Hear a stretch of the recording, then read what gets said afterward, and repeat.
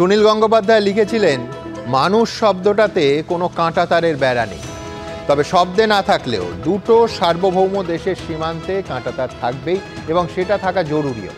কিন্তু সেই কাঁটাতার বসানোর প্রক্রিয়াকেই যেভাবে বাংলাদেশ প্ররোচনার হাতিয়ার করে তুলতে চাইছে তা অত্যন্ত বিপজ্জনক। সেই উদ্বেগ থেকেই আজ প্রথম প্রশ্ন। এবার সরাসরি সীমান্তে প্ররোচনা বাংলাদেশের। মালদায় বিএসএফের কাঁটাতারের বেড়া দিতে বাঁধা বিজিবি। প্রতিবাদে মালদা সীমান্তে উঠল জয় শ্রীরাম আর বন্দে মাতরম স্লোগান। ভারত বিদ্বেষকে চাগিয়ে ক্ষমতায় টিকে থাকতে চাইছেন মোহাম্মদ ইউনূস। দ্বিতীয় প্রশ্ন। এখনো বহু জায়গায় খোলা সীমান্ত, ফেন্সিং হলে সমস্যা হবে জঙ্গি অনুপ্রবেশে, আটকে যাবে গরু পাচার, জাল নোট, মাদক ও অস্ত্রের বেআইনি কারবার। সেই কারণেই কি ভারত কাঁটাতার বসানোয় গায়ে কাঁটা বিঁধছে বাংলাদেশে?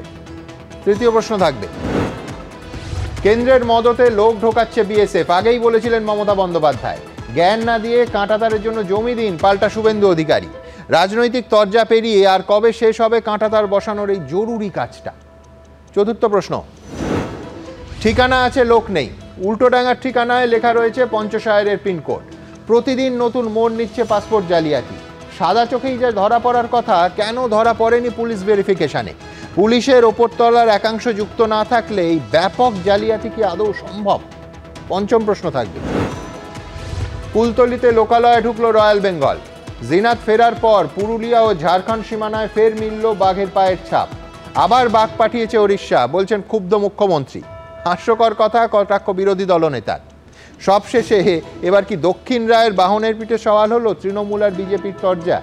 তবে শুরুতেই দেখাবো মালদার বৈষ্ণবনগর সীমান্তে বিএসএফকে কাঁটাতার দিতে বাধা দিল বর্ডার গার্ড বাংলাদেশ।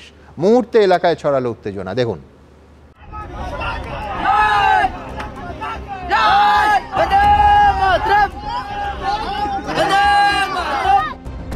লাগাতার যুদ্ধজিগিরের মধ্যেই আরও বেপরোয়া বাংলাদেশ। প্রথমে যুদ্ধের মহড়া, তারপর ভারত বাংলাদেশ সীমান্তে উস্কানি। এবার মালদার বৈষ্ণবনগরে সীমান্তে বিএসএফকে কাঁটাতার দিতেও বাধা দেওয়ার অভিযোগ উঠল বর্ডার গার্ড বাংলাদেশ বা বিজিবির বিরুদ্ধে। ভাইরাল ভিডিওয়ে দেখা যাচ্ছে সীমান্তে দুদেশের স্থানীয়রা বাঁশ কাস্তে হাতে জমায়েত করেছে। দুপ্রান্ত থেকে উঠল স্লোগান।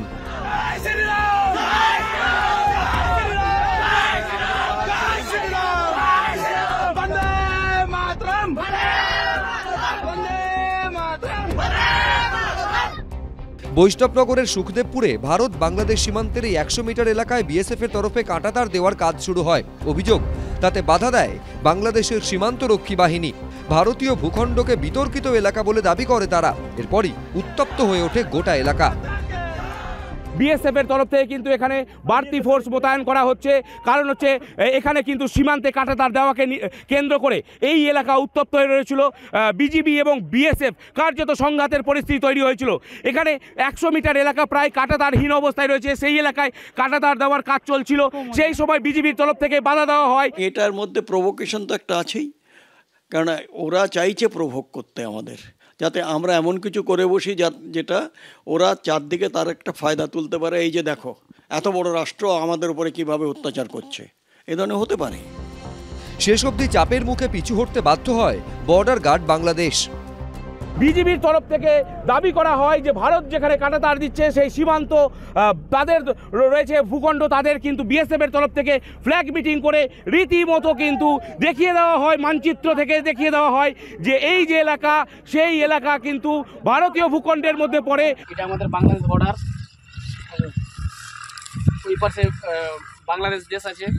বাংলাদেশ দেশেরা আমাদের দেশে যে তারবন্দি করবে বা তারবাড়া করবে, সেই তারবাড়াটা করতে দিচ্ছে না। অনেক বাংলাদেশের ফৌজ ওরা বাধা দিচ্ছে। তাই আমরা ইন্ডিয়ার মানুষ, ভারতবর্ষের মানুষ চেষ্টা করছি, এটা আমরা চাই ওটা দিয়ে তার বাড়াও। এ নিয়ে শুভেন্দু অধিকারী সোশ্যাল মিডিয়ায় লিখেছেন, how is the josh? Hi sir.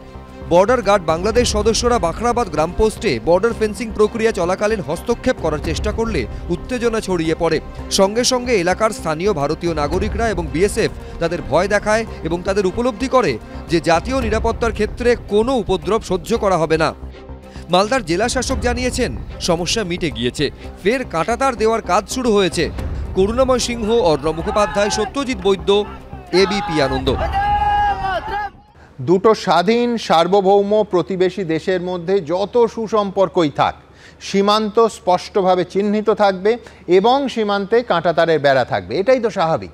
দেখুন, ভারত বাংলাদেশের মধ্যে দীর্ঘ সীমান্তে কাঁটাতারের বেড়া দেয়া একটা বহু প্রতীক্ষিত, বহু আলোচিত এবং অত্যন্ত জরুরি বিষয়। সেই স্বাভাবিক এবং জরুরি বিষয়টা করতে গিয়ে যদি সংঘাতের পরিস্থিতি সৃষ্টি হয় এবং ভারতের বিএসএফের মুখোমুখি দাঁড়িয়ে পড়ে বর্ডার গার্ড বাংলাদেশ, তাহলে সেটা নজিরবিহীন তো বটেই। তাই প্রশ্ন উঠবে, কেন কাঁটাতারের বেড়ায় আপত্তি? পাচারে বাধা পেতে হবে বলে, নাকি জঙ্গি ঢোকাতে অসুবিধা হবে বলে? এই প্রশ্ন দিয়েই শুরু করব আজকের অনুষ্ঠান অধ্যাপক রাজগোপাল চক্রবর্তীকে দিয়ে। অধ্যাপক চক্রবর্তী, যে সীমান্তে অনুপ্রবেশের সমস্যা আছে সেখানে নিঃসন্দেহে অতি জরুরি পদক্ষেপ হচ্ছে কাঁটাতার দেয়া, এবং বাংলাদেশের তাতে তো আপত্তি থাকার কথা নয়, ইউনূস সরকারের গাত্রদাহ হওয়ার কোনো কথা নয়। ঠিক এইখানে প্রশ্নটা, অনেকে বলছেন যে অনেকগুলো দোকান বন্ধ হয়ে যাবে, ড্রাগ পাচার, অস্ত্র পাচার, গরু পাচার, জঙ্গি যাতায়াত, এমনকি হিউম্যান ট্রাফিকিং মানে মানুষ পাচার। ঠিক এইখান থেকে অধ্যাপক চক্রবর্তী, আপত্তির মূল কারণ কি এটা? নয়তো এই তো একটা স্বাভাবিক রুটিন বিষয়, এখানে এই ঝঞ্ঝাট ঝামেলা হবে কেন? দেখুন, বাংলাদেশ যেটা চাইছে ভারতকে একটা লম্বা যুদ্ধের মধ্যে নিয়ে আসা, ভারত যুদ্ধে ঢুকে পড়ুক, এটাই ওরা চাইছে। নানানভাবে ভারতকে উত্ত্যক্ত করছে। যুদ্ধের মহড়া আমরা দেখলাম, তার কি মানে ভারতের কাছে আমি জানি না। পরিষ্কার উত্ত্যক্ত করা, তুমি যুদ্ধ শুরু করে দাও। এরপরেই দেখা গেল যে ওরা আজকের শুধু একটা জায়গায় হলে আমি বুঝতাম যে কোনো একটা লোকাল ডিসপিউট রয়ে গেছে। বেশ কয়েকটা জায়গায় বর্ডারে আজকে দেখা যাচ্ছে যে ঝামেলা হয়েছে, অর্থাৎ ওদের যে বাংলাদেশ রাইফেলস, যেটা বর্ডার গার্ড নাম দিয়েছে, তাদের পরিষ্কার ডিরেকশনস আছে, তুমি ভারতের সঙ্গে যে কোনো কারণে এক অছিলায় একটা ঝগড়ার পরিবেশ তৈরি করো, যাতে করে ভারত গুলি চালায়, যুদ্ধ শুরু হয়। তাহলে হবে কি, এই যুদ্ধ যদি একবার শুরু হয় বা যদি এই জায়গায় যদি কোনো ঝামেলা শুরু হতে থাকে, মানে সীমান্ত এলাকা ভিত্তিক, তাহলে এটা অনেক দিন ধরেই চলবে। এটাই হচ্ছে লক্ষ্য, ভারতবর্ষকে একটা দীর্ঘ মেয়াদী। এই যুদ্ধজীবীদের কি একটা কারণ যে বাংলাদেশের যে অভ্যন্তরীণ সমস্যা সেখান থেকে নজর ঘোরানো? নয়তো মোহাম্মদ ইউনূস হঠাৎ করে এই যুদ্ধ মহড়া এবং তারপরে বলা যে সমস্ত পরিস্থিতির জন্য তৈরি থাকতে হবে, এ তো যুদ্ধজিগির তোলা। যুদ্ধ দিঘির, কেননা উনি জানেন যে বাংলাদেশের যা সমস্যা আছে সে সমস্যা মেটানোর ক্ষমতা ওনার নেই। উনি, আমাদের আশা ছিল একজন শান্তিকামী মানুষ, শান্তির নোবেল প্রাইজ পেয়েছেন জন্য আমরা বলতেই পারি, সে লোকটা সেখানে দারিদ্র্য দূর করবেন, যাবতীয় সমস্যা আছে সেগুলোর দিকে তাকাবেন। সেই দিকে না তাকিয়ে ওনার কাজ হচ্ছে যে মৌলবাদকে ছড়িয়ে, ভারত বিদ্বেষীকে চারিদিকে ছড়িয়ে দিয়ে বাংলাদেশের উগ্র জাতীয়তাবাদ তৈরি করা এবং সেই উগ্র জাতীয়বাদ তৈরি করে তার ফসল তোলা। হয়তো উনি ভাবছেন যে নির্বাচন যদি এখন হয় হয়তো বিএনপি এসে যাবে, কিছুদিন পরে যদি নির্বাচন হয় এই উগ্র জাতীয়তাবাদের মাসুল উনি তুলবেন, সেই দিকেই উনি যাচ্ছেন। কিন্তু জানেন না, এই যে বাংলাদেশ আমাদের সীমান্ত, যেটা আপনি প্রথমে প্রশ্ন করলেন, বেনিফিশিয়ারি তো বাংলাদেশই হতো, এখান থেকে গরু যেত, তো বেনিফিশিয়ারি তো তারাই, যে সমস্ত জিনিসপত্র যেত, হ্যাঁ, বাজার দরে থেকে কম দামে ওরা জিনিসপত্র পেত, বুঝতে পারছেন? সুতরাং ওদের বক্তব্য জানায় এইগুলো করা মানেই তো ভারত তো আরও ব্যবস্থা নেবে, ওদের যে স্মাগলিংটা তো আরও আটকে যাবে, সুতরাং ওরা আর্থিক ঝামেলা হতে পারে, তা সত্ত্বেও এই ধরনের রিস্ক নিচ্ছে। উদ্দেশ্য একটাই, উগ্র জাতীয়তাবাদ, মৌলবাদকে তৈরি করা। ওরা ভাবছে এর বাইরে কিছু নেই, পেছনে কিন্তু মদত আছে, একটা তো ISI এর মদত আছে, আর একটা আমার ধারণা হয়েছে চীনেরও একটা মদত রয়েছে, যে ভারতকে যদি একটা লম্বা এই যুদ্ধের মধ্যে যদি আটকে দেওয়া যায় তাহলে ভারতীয় অর্থনীতির উপর একটা ব্যাপক চাপ পড়তে পারে। আপনি দেখুন যে আমরা অনেক সময় ভাবি যে এই বাংলাদেশের সঙ্গে ভারতের যুদ্ধের ওই তো সামান্য ব্যাপার, ওদের আমাদের পাওয়ার ইন্ডেক্সে 4-এ আছি, ওরা 37-এ আছে। কিন্তু যদি দেখেন রাশিয়া 2 নম্বর, ইউক্রেন 18 নম্বর, 3 বছর লড়াই দিয়ে যাচ্ছে এবং তার একটা মারাত্মক ফল কিন্তু রাশিয়ার উপর রয়েছে। ওটা চাইছে ভারতকে এই ধরনের চাপে ফেলে দেওয়া যাক, এটাই হচ্ছে চীনের লক্ষ্য, এটাই হচ্ছে ISI এর লক্ষ্য। এই ইউক্রেনের পেছনে ন্যাটো রয়েছে। আমি বলছি ব্রিগেডিয়ার দেবাশিস দাসের কাছে আসব, তার আগে আরেকটু প্রেক্ষিতটা বিচার করি। কোন প্রেক্ষিতে এই আলোচনা এবং এই সীমান্ত নিয়ে মুখোমুখি একটা সংঘাতের পরিস্থিতি তৈরি হওয়া? ব্রিগেডিয়ার দাস, হিন্দুদের ওপর এক নাগাড়ে অত্যাচার চলছে এবং তাতে একটু ছেদ পড়ছে না। লক্ষ্য করুন, আজকে সুদেব হালদার নামে এক তরুণ ব্যবসায়ী, মাত্র 27 বছর বয়স, তাকে নৃশংসভাবে কুপিয়ে খুন করে মাঠে তার প্রাণহীন দেহ পাওয়া গেল। আমি বলছি, স্থানীয়রা বলছেন শুধুমাত্র হিন্দু হওয়ার অপরাধে। বাংলাদেশের ঝালকাঠিতে এই ঘটনা ঘটেছে, সেখানে সংখ্যালঘু হিন্দুদের বক্তব্য যে একেবারে বার্তা দেয়া হচ্ছে যে হিন্দুরা বাংলাদেশ ছাড়ো। অধ্যাপক চক্রবর্তী যা বলছিলেন, মানে বিএসএফকে কাঁটা দিচ্ছি না একদিকে, অন্যদিকে হিন্দুদের লুট করছি, খুন করছি একটাই ডিজাইনে, যে বাংলাদেশকে একটা ইসলামিক রাষ্ট্র হিসেবে আমি এস্টাবলিশ করতে চাইছি, দ্বিতীয় পাকিস্তান হবে, হিন্দু শূন্য হবে। একেবারে ধারাবাহিকভাবে ঘটনা ঘটে চলেছে একটার পর একটা। দেখুন, যখন বাংলাদেশে এই ঘটনাটা ঘটে, শেখ হাসিনা ইন্ডিয়াতে চলে যাওয়া এবং তারপরে একটা সরকার তৈরি হয়, এটা একটা জগা খিচুড়ি সরকার হয়। এতে খুব দ্রুত যে ভ্যাকুমটা তৈরি হয়েছিল সেটা বিএনপি না নিতে পেরে নিয়েছে জামাত, এবং তার সাথে ডিপ স্টেট তো আছেই আমেরিকার, এবং তার একজন সর্বোচ্চ পদে বসে আছেন। এবার হিজবুত তেহরির বলে একটা দল আছে, 30টা দেশে ব্যান, কিন্তু মানে Russia, China, America, Bangladesh, Pakistan সব জায়গায় দেশে ব্যান। এবং তাদের কিন্তু এক একটা কনফারেন্স হয়, তাদের 40টা করে কান্ট্রির লোকেরা রিপ্রেজেন্ট করে তাদের কনফারেন্সে। এবং সেই হিজবুত তেহরিরের যে ফাউন্ডার ঢাকা বিশ্ববিদ্যালয় থেকে ফাউন্ড করেছিলেন 2000 সালে, 2009 সালে ব্যান্ড হয়। এবং এনার সময় আগের গভর্নমেন্ট না, হাসিনা না, খালেদা জিয়ার সময় উনি ফাউন্ড হন। এবার উনি আজকে বাংলাদেশের হোম সেক্রেটারি, ইনারা বানান একদম। আচ্ছা, মেহফুজ আলম তিনি একটি বিতর্কিত ম্যাপ পোস্ট করলেন। দেখুন, আপনি কথা বলছি, মিডিয়া কথা বলছে, সেটা কিন্তু ধর্তব্যের মধ্যে না। Mahfuz Alam is part of the government, উপদেষ্টার উপদেষ্টা, এবং আমেরিকাতে গিয়ে ওনাকে পরিচয় করে দেয় the brain behind the operation. তিনি একটি ম্যাপ দিলেন, ভারত একটু ভ্রুকুটি করলো, ম্যাপটা গায়েব হয়ে গেল। তো এই যে ব্যাপারটা হচ্ছে, বাংলাদেশে এখন মৌলবাদদের, ওনার সাথে মিলিয়ে আমি কথাটা বলছি যে মৌলবাদদের বাড়বাড়ন্ত এবং পলিটিক্যাল পরিসরটা কমছে। আপনি যদি একটু নজর করেন, একদিকে বিএনপি নির্বাচন চাইছে, আবার জামাত নির্বাচন চাইছে। আপনি যদি নজর করেন, বিএনপি কিন্তু প্রথম যেমন আপনাকেও অ্যাটাক করছিল, এই করছিল, এখন বিএনপি এদের অ্যাটাক করছে একদম, রাইট? আচ্ছা, এইবার হচ্ছে এই কিছু অর্বাচীন ছাত্র আছে, তারা নিজেদের অ্যাটাক করছিল, এখন তারা ক্ষমা চেয়ে বেড়াচ্ছে, এবং লোকে একটা ধারণা করেছে যে শেখ হাসিনা ফিরে আসলে কি হবে। এবার আর মূল্যবৃদ্ধি, এই সব কিছুর দিকে নজর হটাতে একমাত্র উপায় হচ্ছে যদি একটা যুদ্ধজিগির তোলা যায়। কারণ এই যে বিএসএফ এর লোকগুলো, দেখুন, বিএসএফ এর সাথে বিজিবির meetings, flag meeting, joint patrolling, sector level meeting সব হয়, এবং এই ঘটনাগুলো হয়। কিন্তু এই যে একটা মানে দেখুন, আপনি যদি ইউটিউবে দেখেন না এই বিএসএফ এর ইনসিডেন্টে, লোকেরা পুরো কমেন্টস দেখুন, বাংলাদেশের যে ইউটিউব ভিডিওসগুলো, তারা কি আনন্দ করছে। তারপরে আবার ওই ভদ্রলোক মেজর ডালিম আবার একটা বিশাল ইউটিউব ভিডিও দিয়েছে, সরাসরি ভারত বিদ্বেষ। হ্যাঁ, এবং 71 সেই রাজাকারদের সেন্টিমেন্ট। এইখানে একটা কথা বলবো, কিন্তু সেটা একটা খুব ইন্টারেস্টিং। পাকিস্তান এসেছিল সাহায্য করতে, হঠাৎ কি হলো জানি না, কে কোথায় কলকাঠি নাড়লো, আফগানিস্তান পাকিস্তানে এমন যুদ্ধ লেগে গেল, এখন ওদের 3-4টে জায়গায় ফেসে গেছে ওরা। একটা হচ্ছে ওয়াখান করিডর, একটা হচ্ছে ডুরান লাইন, এদিকে ইরান হয়তো এবার শুরু করবে। কেউ কলকাঠি নেড়েছে, ভালো হচ্ছে, তাহলে খুবই ভালো। আরাকান আর্মিও ঠিক সময়, একদম এতদিন তো ঘুমিয়েছিল, হ্যাঁ, একদম ঠিক সময় করে দিল, অনেকটা নাকি ঢুকেও এসেছে, এবং অনেকটা ঢুকে এসছে। এবং আপনি জানেন কিনা জানি না, সেন্ট মার্টিন আইল্যান্ড একটা বিরাট টুরিস্ট স্পট বাংলাদেশের, ওটা এখন ব্যান্ড। এখন 1000টা টুরিস্ট যেতে পারে দিনে, আগে হাজার যেত। আস্তে আস্তে ওই জায়গাটা খালি করা হচ্ছে আর কি। হ্যাঁ, তো এই পুরো ইন্টারেস্টিং ব্যাপারটাতে একটা খুব ভালো যে ভারত সরকার, আমরা না, ভারত সরকার এবং এই বিএসএফ যারা বর্ডারে আছে, তারা কিন্তু তাদের ধৈর্যের পরীক্ষা দিয়ে যাচ্ছে।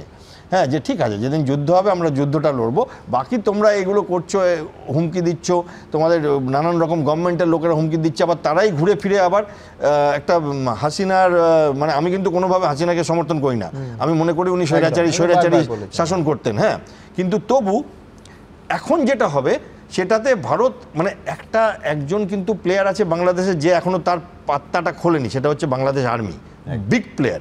এবার কি হচ্ছে, আপনি যদি দেখেন, পরপর প্রথম আলোতে আর্মি চিফ একটা ইন্টারভিউ দিলেন, তারপরে 55 ডিভিশনের মিটিংয়ে ইউনুস একটা স্পিচ দিলেন।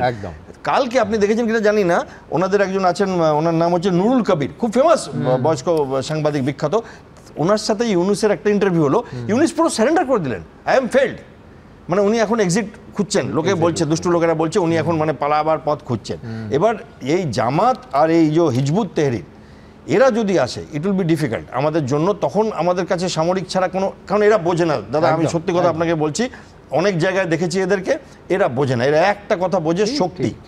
আর যদি আর্মি আসে বা যদি অন্য কোনো পলিটিক্যাল গভর্নমেন্ট আসে, নাশকতা এবং ভারত ঘৃণা, ভারতের প্রতি ঘৃণা, এইটাকে উস্কে দেওয়া। এবং যদি আর্মি আসে তাহলে আমাদের business will be as usual, কারণ এদের সাথে আমরা কাজ করেছি, আমরা they are patriots in their own way. তারা শক্তিটাকে সমীহ করে। আপনি দেখুন ইউটিউবে এত বড় ভারত ইন্ডিয়ান আর্মি এত কিছু আছে। আমি তো বলছি, মানে অনেকে না আমাকে রাস্তাঘাটে জিজ্ঞেস, বাংলাদেশ আর পাকিস্তান একসাথে যদি শুরু করে তাও কোনোদিন চিকেন নেক নিতে পারবে না, ওরা পুরো শক্তি লাগিয়ে দিলেও পারবে না, because it is our sensitive area, we have plans for that. হ্যাঁ, এবং সেইটাতে কি হচ্ছে যে এই যে বৃহৎ একটা আর্মিকে একটা সাধারণ টেরিস্টরা আমাদের পীড়া তো হবে, কিন্তু এই 4-5টা টেরিস্ট যখন আমরা জেএনকেতে অপারেট করতাম, average terrorist strength is to be 3500 LeT al Qaeda সব মিলিয়ে। তারপরে আমি ওই দেশটা দিল্লিতেও দেখেছি, আপনাকে একবার বলেছিলাম, মিস্টার ডোভালও ছিলেন সেই সময়, ওই মাল্টি এজেন্সি সেন্টার হয়েছিল কাশ্মীর থেকে আমরা এসেছিলাম। তো 3500 টেরিস্টকে একটা পাকিস্তান রাষ্ট্র সাপোর্ট করছে, এবং Pakistan army is much bigger then Bangladesh army, ঠিক আছে?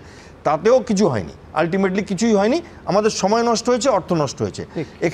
এখানে আরো সহজ হবে, মানে সোজা কথায় নো ম্যাচ। ঠিক এই জায়গা থেকে আমি একবার আবার সীমান্তের কথায় আসবো, যে ফেন্সিং যদি দেয়া হয়, সেটা যদি সুষ্ঠুভাবে দেয়া হয়, বাংলাদেশের অসুবিধাটা কোথায়?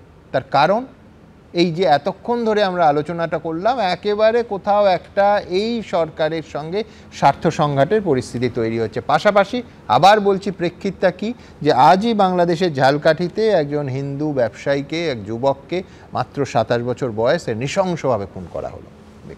भारत माता की जय, भारत माता की जय, वंदे मातरम।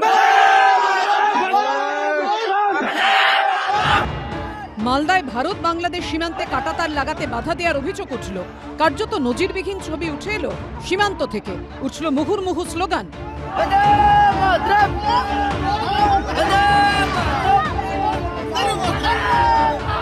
বাংলাদেশে এখনো কিন্তু প্রচুর মানুষ যারা কাঁটাতারের ওপারে, বাংলাদেশে প্রচুর মানুষ জমায়েত হয়ে আছেন, বিজিবি সেখানে রয়েছে, এপারে একদিকে যেমন সীমান্ত পাহারা দিচ্ছেন বিএসএফ, তেমনি প্রচুর ভারতীয় মানুষ তারা কিন্তু এখানে উপস্থিত হয়েছেন, এবং দুদেশের তরফ থেকে কিন্তু স্লোগান শাউটিং চলছে। পরিস্থিতি এখনো উত্তপ্ত হয়ে রয়েছে এই এলাকায়। 3 দিন ধরে ফ্ল্যাগ মিটিং হয়েছিল বিএসএফ এবং বিডিআরের মধ্যে। বাংলাদেশরা বলছে যে আমরা তার ভাড়া করতে দেব না, কিন্তু ভারত চাইছে যে তার ভাড়াটা হোক। এই জন্যে কালকে দুদিক থেকে লোক এসেছিল। কিন্তু নানা মহলে প্রশ্ন উঠছে, সীমান্তে সর্বত্র কাঁটাতার হলে বাংলাদেশের আপত্তির কি আছে? বিশেষজ্ঞদের একাংশ বলছেন, সীমান্তের সর্বত্র ফেন্সিং হয়ে গেলে জঙ্গি অনুপ্রবেশের সমস্যা তৈরি হবে, গরু পাচারও আটকে যাবে, যা কখনো চায় না বাংলাদেশ। এর পাশাপাশি স্মাগলিং, জাল নোট ভারতে ঢোকানো, হিন্দুদের ওপর অত্যাচার করে এপারে পাঠিয়ে দেওয়া, ফেন্সিং হয়ে গেলে এসবেও বাংলাদেশের সমস্যা হবে। এটা আমাদের দুর্ভাগ্য যে আমাদের একটা মিত্র রাষ্ট্রকে নিজেদের কিভাবে একটা শত্রু রাষ্ট্র হিসেবে প্রমাণ করছে। এটা আমরা মানব না। যেটা আমাদের আইনের মধ্যে, সেটা যদি কেউ করতে আসে, তাহলে লোকাল যিনি কমান্ডিং অফিসার আছেন কিংবা senior officer, they should take appropriate action. এগুলো তো মেনে নেওয়া যায় না। সুতরাং তারা যেন মনে না করে যে খালি বিএসএফই আছে। যখন দেশের এই ধরনের হবে, পুরো ভারতবর্ষ এক হয়ে ওদের আবার বুঝিয়ে দেবে যে ভারতবর্ষ অন্যায় সহ্য করবে না। ইউনূস সরকার যে কোনোভাবেই চায় না গরু পাচার বন্ধ হোক, তা সম্প্রতি বাংলাদেশের অন্তর্বর্তী সরকারের উপদেষ্টার কথা থেকে স্পষ্ট হয়ে গেছে। এই গরু চোর ব্যতীত, আমি বলবো এগুলির গরু চোর এইগুলি, এই ক্ষেত্রে যদি অন্য কোনো রকমের ক্ষেত্রে আমরা কিন্তু সীমান্তে কোনো রকমের ছাড় দেব না। কোন দেশের স্বরাষ্ট্র উপদেষ্টার পক্ষে এমনটাও বলা সম্ভব? এ তো প্রকাশ্যে গরুচোরদের হয়ে সওয়াল করা। ইউনূস সরকার কি তাহলে গরুচোরদের সরকার? এরই মধ্যে বাংলাদেশের ঝালকাঠিতে এক হিন্দু যুবককে নৃশংসভাবে খুন করা হয়েছে। রক্তাক্ত, মাথা থেতলানো অবস্থায় উদ্ধার করা হয়েছে তার মৃতদেহ। মৃতের নাম সুদেব হালদার। আজ বাংলাদেশের ঝালকাঠিতে সকালবেলা সুদেব হালদার নামে এক মোবাইল দোকান ব্যবসায়ীকে গলা কেটে হত্যা করা হয়েছে। সুদেব হালদারকে খুন করা হয়েছে শুধুমাত্র সে ধর্মে হিন্দু বলে। এভাবে হিন্দুদেরকে খুন করে বাংলাদেশের হিন্দুদেরকে একটা মেসেজ দেওয়া হচ্ছে। বর্তমান অবৈধ ইউনূস প্রশাসনের মাধ্যমে এই মেসেজটা আসছে যে হিন্দুরা এদেশে থাকতে পারবে না। বঙ্গবন্ধু মুজিবুর রহমানের খুনি মেজর ডালিম আত্মগোপন থেকে সামনে আসছে, ভারতের বিরুদ্ধে বিষোদ্গার করছে, মুজিবুর রহমানের খুনকে যুক্তিযুক্ত আখ্যা দিচ্ছে। বাংলাদেশে একের পর এক হিন্দু খুন হচ্ছে, এর শেষ কোথায়? করুণাময় সিংহ, উজ্জ্বল মুখোপাধ্যায় ও দীপক ঘোষের রিপোর্ট, এবিপি আনন্দ।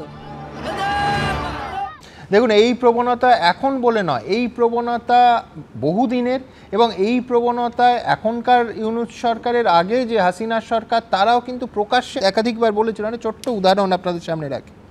2020 সালের ডিসেম্বর মাসে নরেন্দ্র মোদী এবং বাংলাদেশের তৎকালীন প্রধানমন্ত্রী শেখ হাসিনার ভিডিও কনফারেন্স হচ্ছে। তো ওই ভিডিও কনফারেন্সের মধ্যে বাংলাদেশের তৎকালীন বিদেশমন্ত্রী এ.কে আব্দুল মোমেন তিনি বলছেন, কোট আনকোট, আমাদের কিছু দুষ্টু ব্যবসায়ী বর্ডারের ভিতরে বেআইনিভাবে ঢুকে যায়, তারা বন্দুক নিয়ে যায়, লক্ষ্য করুন শব্দগুলো, বন্দুক নিয়ে যায় এবং গোলাগুলিও করে, এমনকি বোমাও নিয়ে যায়। কাজেই ওটা একতরফা দোষ নয়, তখন বিএসএফ গুলি চালাতে বাধ্য হয়। চোরাচালান বন্ধ করা গেলে সীমান্তের হত্যাকাণ্ডও বন্ধ হবে। অর্থাৎ এই উপলব্ধি, এই প্রবণতা, এই অপরাধ মনস্কতা, এটা এখনকার যেরকম আছে, এখন হয়তো নিঃসন্দেহে স্তরে বেড়েছে, অনেক বেশি সংখ্যায় হচ্ছে, অনেক বেশি রকম হচ্ছে। তার কারণ সরকারের প্রবণতা এখন স্পষ্ট নয়, কিন্তু এর আগে হাসিনা সরকারের সময় এই প্রবণতাটা কিন্তু ছিল। আমি রাহুল চক্রবর্তীর কাছে আসবো অন্য জায়গা থেকে। রাহুল, এক হচ্ছে যে কাঁটাতারের বেড়া ক্ষেত্রে জমির সমস্যা, বহুবার আমরা আলোচনা করছি যে জমি জট একটা মূল সমস্যা, বহু জায়গায় আটকে আছে। তৃণমূল আমলেও আছে, এর আগে বাম আমলেও জমি জটের ব্যাপার ছিল। অনুপ্রবেশের সমস্যা লাফিয়ে লাফিয়ে বাড়ছে, কিন্তু তৃণমূল সরকারের ক্ষমতায় থাকা প্রায় 14 বছর হতে চলল। অনুপ্রবেশ নিয়ে বিরোধী সময় থাকার মতো স্ট্যান্ড যদি তৃণমূলের থাকতো, অতটা উদ্যোগ থাকতো, তাহলে কিন্তু এখন সমস্যাটা যে জায়গায় আছে অনেক ক্ষেত্রে জমিজট কাটতো এবং কাঁটাতারের এই শেষ মুহূর্তে এই রকম একটা টালমাটাল পরিস্থিতিতে কাঁটাতার দেওয়া যেত না। অনেক জায়গায় কাঁটাতার ইতিমধ্যে দেওয়া হয়ে যেত, মানবে তুমি? দেখো, বাংলাদেশের সাথে আমাদের যেটা আমরা শেয়ার করি বর্ডার, সেটা বোধহয় 2200 কিলোমিটার, এরকম কিছু হবে আর কি। একদম, বাকি 4000 কিলোমিটার কিছুটা মেঘালয় আছে, আসাম আছে, ত্রিপুরা আছে। এর মধ্যে 600 কিলোমিটার বেশি বোধহয় নদীপথ আছে যেখানে কাঁটাতার দেওয়া সম্ভব নয়। তার শুধুমাত্র কাঁটাতার বেড়া আছে নেই বলে অনুপ্রবেশ ঘটছে, বাকি যেখানে এখানে কাঁটাতারের বেড়া আছে, মানে সুরক্ষিত আছে, যেমন আসাম, যেমন ত্রিপুরা, সেখানেও কিন্তু অনুপ্রবেশ ঘটছে। তো অনুপ্রবেশ ঘটছে, এর কারণ আসামে আমি দেখাবো, এখন বলে দিলে তরুণের প্রশ্নটা তোমায় দেয়া হয়ে যাবে। আসামে বহু জায়গায় কাঁটাতারের বেড়া নেই। তারপরে কিরম সুমন জানো, যে ত্রিপুরাও তাই, বিজেপি শাসিত ত্রিপুরা এবং আসাম এসটিএফ নাকি ভয়ঙ্কর তৎপরতার সাথে জঙ্গিদের ধরছে, যেটা বাংলাও করছে। অথচ কোকড়াঝড়ে জঙ্গি শিবির চলছে আসামের ভেতরে ঢুকে গিয়ে, মানে ভারতবর্ষের সীমান্ত পার করে গিয়ে। সেটা অদ্ভুত, মানে আমার কাছে উত্তর নেই। দেখো, এত যে আমরা কথা বলি, এখানে ব্রিগেডিয়ার দাস ছিলেন, আমরা বললাম বিশ্বনাথ দাস আছেন, বারবার বলো, তুমি প্রশ্ন করো যে এই যে নির্যাতন হচ্ছে, সংখ্যালঘুদের উপর অত্যাচার হচ্ছে, ব্যাপার সমস্যা সবার, আমাদের সর্বত্র ভারতবর্ষের, আমার যেমন তোমার যেমন সবার ক্ষেত্রে সমান। কিন্তু দেখো, এত কিছু করার পরও ভারত সরকারের যখন স্বরাষ্ট্র সচিব ওদেশে যায়, ওদেশে যাওয়ার পর বিক্রম মিস্ত্রি গিয়ে বলে আমাদের সঙ্গে যে সম্পর্ক ছিল আগে এখনও সেটাই বজায় থাকবে, সম্পর্ক খারাপ হওয়ার কোনো অবকাশ নেই। তো আজকে যদি সেই যে উক্তি ভারত সরকারের, সেটা কি কোনো প্রেরণা যোগায় না বাংলাদেশকে সেটা কি প্রভোগ করে না যে আজকে ভারত সরকারের সেই জায়গায় নির্লিপ্ত এবং এত কিছু হওয়ার পরে, এত সংখ্যালঘু অত্যাচার হওয়ার পরে ভারত সরকারের স্বরাষ্ট্রসচিব বাংলাদেশে গিয়ে, হাইকমিশনে টাকা হয়নি, উনি নিজে বাংলাদেশে গেছেন, গিয়ে বলে এসেছেন আমাদের যে সম্পর্ক ছিল যেরাম ছিল সেরামই থাকবে। এর উত্তর আমি জানি না সুমন, কেন এই উত্তর ভারত সরকার। কিন্তু তোমার প্রথম পার্টে তুমি অনুপ্রবেশের কথা বললে, এখন তৃণমূল বলে যে বিএসএফ এর দায়, কিন্তু 2014 সালে মুখ্যমন্ত্রী যখন এই অনুপ্রবেশকারীদের চিহ্নিত করার কথা বলে, তখন তো পুলিশ উদ্যোগী হয়েছিল, অর্থাৎ দায় রাজ্যেরও আছে, বিএসএফ এর তো মূল দায়। আমি অস্বীকার করছি না। মূল কথা কি জানো, যেভাবে মমতা বন্দ্যোপাধ্যায়কে দাগিয়ে দেওয়া হচ্ছে, মানে মনে হচ্ছে মমতা বন্দ্যোপাধ্যায় রাজ্য পুলিশ লাঠিসোঁটা নিয়ে অরক্ষিত জায়গায় বর্ডার সিকিউরিটিকে বাদ দিয়ে সীমান্ত বাধা দেবে, ব্যাপারটা সেরকমই। অনুপ্রবেশ হচ্ছে, আজকে দাঁড়িয়ে স্বরাষ্ট্র মন্ত্রক থেকে একটা কথা বলা হয়েছে, বর্ডার সিকিউরিটি নিয়ে বারবার অ্যামেন্ড করা হয়েছে, এই আউটপোস্টগুলো দূরত্ব কমানো হয়েছে, বারবার আলোচনা হয়েছে, বাজেটে কথা উঠেছে এবং ওখানে লাইট লাগানোর কথা হয়েছে, সিসিটিভির কথা উঠেছে। আজ অবধি কিন্তু আমি বলছি যে তুমি দিল্লি পুলিশ ম্যাপ দিয়ে দেখিয়েছে কিভাবে অনুপ্রবেশ হচ্ছে। আজ অবধি রাজ্য পুলিশ স্বরাষ্ট্র মন্ত্রকের অধীনে, রাজ্য পুলিশ বা স্বরাষ্ট্র মন্ত্রক একসঙ্গে কোনো জয়েন্ট মিটিং করেছেন? আজ অবধি যে এই যে জমি দেওয়া হচ্ছেন এই নিয়ে কোনো যোগাযোগ, একটা তুমি খবর দেখাতে পারবে? আমি বলছি আজকে স্বরাষ্ট্রই মনে করছে রাজ্য পুলিশকে নিয়ে বলবে আমি বলছি বিএসএফ এর তৎকালীন ডিজি বংশীধর শর্মা একেবারে স্পেসিফিক করে বলেছিলেন যে এর কোনো বার নেই, অর্থাৎ অনুপ্রবেশকারী রাজ্য পুলিশ চাইলেই ধরতে পারে। তার মানে হচ্ছে ধরা করলেই হলো। বিএসএফ কিন্তু কোনো বাধার দেয়াল তোলেনি। বিএসএফ এর দোষ দেবো না, কেন বলছি তোমাকে, আমরা যে সড়ক সুরক্ষিত আছি তার একটা বিরাট অংশ বিএসএফ পাহারা দিচ্ছে, নিশ্চয়ই তাই। কিন্তু যেখানে যেখানে অনুপ্রবেশ ঘটছে, আসামে ঘটছে, ত্রিপুরায় ঘটছে, মেঘালয়ে ঘটছে, বিএসএফ তাহলে লোক ঢোকাচ্ছে না, গুন্ডা ঢোকাচ্ছে না। তো সেই বিএসএফ সেখানে কি করছে, ঢুকছে কিভাবে? তাদের দায়িত্ব ছেড়ে দিয়ে এখন যদি সমস্ত দায়টা রাজ্য সরকার চাপিয়ে দেওয়া হয় এবং বারবার বলা হয় মমতা বন্দ্যোপাধ্যায় কেন করছেন না, রাজ্য পুলিশ কেন করছেন না, কয়েনের উল্টো দিকটা নিয়ে আমি তরুণের কাছে আসবো। সেটা হচ্ছে যে অনেকেরই ধারণা যে আসাম কিংবা ত্রিপুরায় বোধহয় এই খোলা সীমান্ত নেই, সব কাঁটাতার দেওয়া হয়ে গেছে। ব্যাপারটা মোটেই তা নয়। অসম সরকার একেবারে পরিষ্কার তথ্য দিয়ে জানিয়েছে যে অসমের সঙ্গে বাংলাদেশের 263 কিলোমিটার সীমান্ত আছে, তার 78% কাঁটাতার দেয়া আছে, বাকি জায়গায় নেই। 1, 2, আরেকটা বিজেপি শাসিত রাজ্যে আসি ত্রিপুরা, সেখানে 856 কিলোমিটারের মধ্যে প্রায় 48 কিলোমিটারে কোনো কাঁটাতারের বেড়া নেই, এবং দুটো রাজ্যেই বিজেপি ক্ষমতায়। এবং আমাদের রাজ্যে একাধিক কেস কিংবা দিল্লি পুলিশের, সেটা নিঃসন্দেহে আসাম এবং ত্রিপুরা দিয়ে ঢুকেছে। আমাদের এই উত্তরবঙ্গের যিনি গোটা পরিবার নিয়ে চলে এসেছিলেন তার কেসও। কিন্তু আমি তরুণের কাছে ঠিক এটা নিয়েই আসবো, অর্থাৎ জমিজট এবং তৃণমূলের ভূমিকার বাইরেও একটা অংশ খোলা এবং সেখান দিয়ে ঢুকছে। এটা দিল্লি পুলিশ, কেন্দ্রীয় স্বরাষ্ট্র মন্ত্রকের অধীনে যে দিল্লি পুলিশ প্রেস কনফারেন্স করে দেখিয়েছে। এটা ফ্যাক্ট সুমনদা, যেমন নদীপথ এখানেও আছে, নদীপথ ওখানেও আছে। কিন্তু এইক্ষুনি আমি অনুপ্রেরণার কথা শুনছিলাম, আমার রাজ্যে অন্য কারোর অনুপ্রেরণা লাগে নাকি? ম্যাডাম, অনুপ্রেরণা থাকার পরেও প্রায় অন্য কারোর অনুপ্রেরণা লাগে। কেন বলছি? এটা অন্য মামলার সেন্সে আমি টানছি। ওবিসি মামলাটা আমাদের মনে আছে নিশ্চয়ই, ওবিসি মামলা জাজমেন্টটা পড়েছিল তোমরা।